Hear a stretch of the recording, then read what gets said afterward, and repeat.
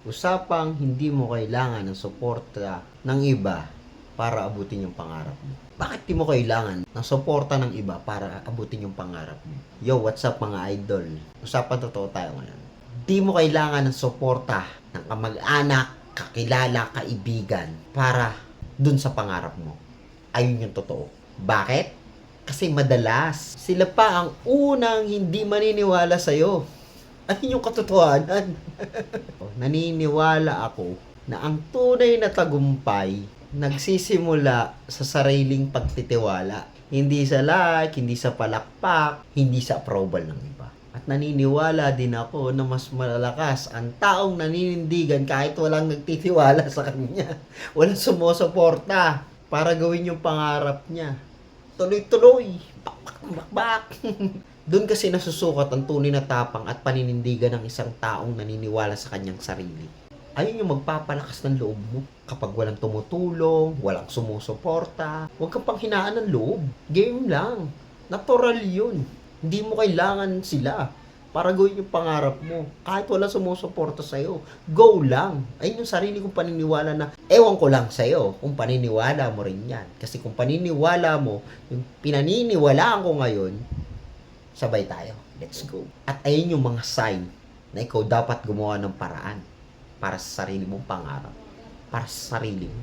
Na kahit mag-isa ka, pwede kang umusad.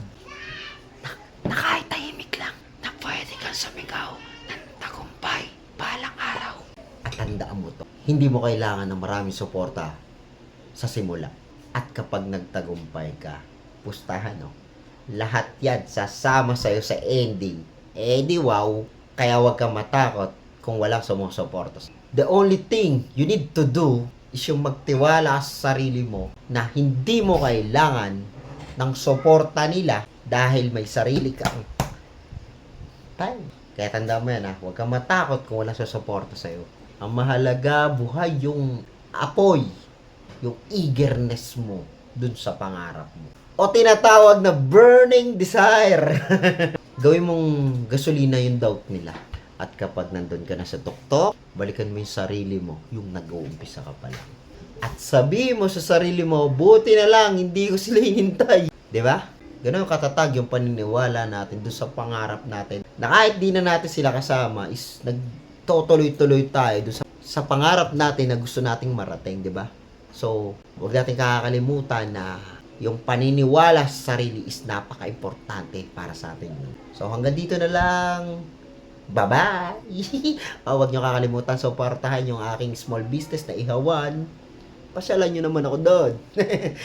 Para medyo ganaganahan din naman ako sa buhay. Pero kung ayaw nyo kung wala naman din ako pakialam. So, hanggang dito na lang. Bye-bye!